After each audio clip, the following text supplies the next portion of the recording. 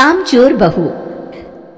कांता बहन की दो बहुएं थी, बड़ी कल्पना और छोटी प्रिया। कल्पना का जैसा नाम वैसा ही काम। सारा दिन कल्पनाओं में रहती, ना कोई काम करती ना कोई धाम। अरे कल्पना बहू, जरा अच्छी सी चटनी पीस दे, आज कुछ मजेदार खाने का मन है। पेट में जलन हो जाएगी माँ जी बुढ़ापे में, और वैसे भी मेरा काम करने का वक्त शाम का है, अब प्रिया को ही बोल दो। इतना कहकर कल्पना वहां से चली जाती है। कांता कल्पना के ऐसे रवैये से काफी परेशान रहती है। मैं बना देती हूँ माँ चटनी। ऐसा बोलकर प्रिया माँ को चटनी बनाकर प्लेट में खाने को देती है कि तभी वहां कल्पना आ जाती है। अरे वाह चटनी, जरा चक्कर तो देखो, बड़े दिन हो गए। अरे नहीं बहू, तू तो रहने ही दे चटनी खाना, पेट में जलन हो जाएगी।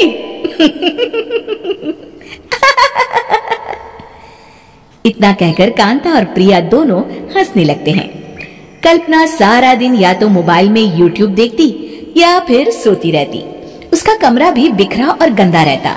एक दिन कल्पना का पति अशोक उससे कहता है, अरे कल्पना, जानवर भी उस जगह को साफ कर लेता है जहाँ वो बैठता है, तुम तो इंसान हो, कैसे इतने गंदे कमरे में रह लेती हो? देखो सारा सामान यहाँ वहाँ बिखरा पड़ा है। ज्यादा अपनी माँ का बोल ना बोलो। हाँ, कमरा तुम्हारा भी तो है, गंदा लग रहा है तो साफ कर लो।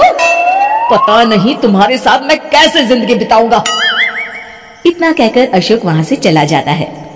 कल्पना बस खाना खाने कमरे से बाहर आती और फिर से कमरे में चली जाती।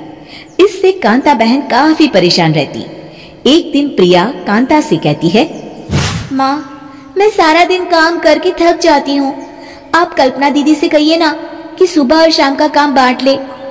मैं तो अब सिर्फ एक वक्त का ही काम करूंगी। हाँ। अरे तो वो भी ना करना, एक बहू तो कामचोर थी ही, दूसरी भी आ गई काम ना करने के बहाने लेकर। तभी वहाँ प्रिया का पति रमेश आ जाता है।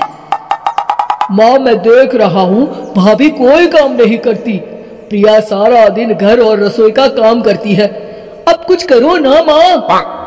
कांता मन में कुछ सोचती है और कल्पना के पास जाती है। कल्पना फोन पर मेकअप करना देख रही होती है। कल्पना, तुम सारा दिन बस मोबाइल देखती हो, घर का कोई काम भी कर लिया करो। प्रिया सारा दिन काम करके थक जाती है। आज से मैंने फैसला किया है, एक वक्त का काम तुम करोगी, सुबह का खाना तुम बनाओगी और रात का प्रिया। आप लोगों ने काम को हब्बा बना रखा है। अरे पता नहीं थोड़ा सा ज्यादा काम करने में आप लोग घबरा क्यों जाते हैं। और हाँ, बहुत ज्यादा प्रिया की तारीफ मत करिए मेरे सामने, बड़ी बहू तो मैं ही रहूंगी।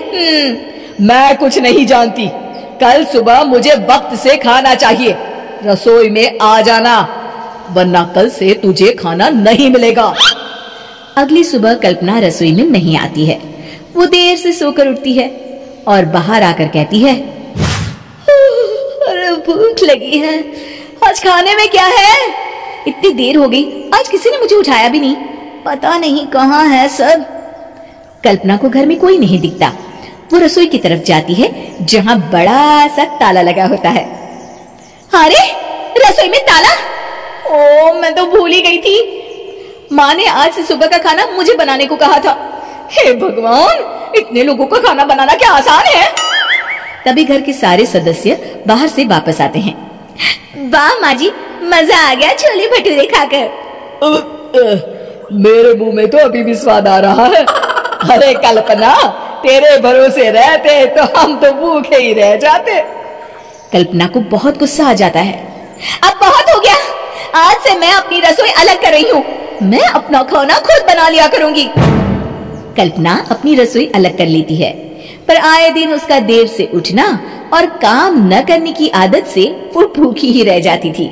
उसी के सामने घर के लोग अच्छे अच्छे पकवान खाते और कामचोर कल्पना को जैसे तैसे ही खाना बनाकर खाना पड़ता। पर एक दिन तो हद ही हो गई। माँ, दीदी आज सुबह से कमरे से बाहर नहीं निकली, हमें जाकर देखना चाहिए। सो रही होगी कामचोर कहीं की, पर तुम कहती हो तो चलो देख लेते हैं उसे। कल्पना कमरे में पेट पकड़कर बैठी होती है। हाय मेरा दर्द, पेट दर्द के मारे मर रही हूँ मैं।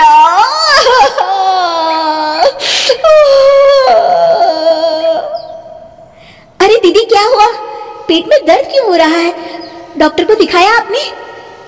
माँ।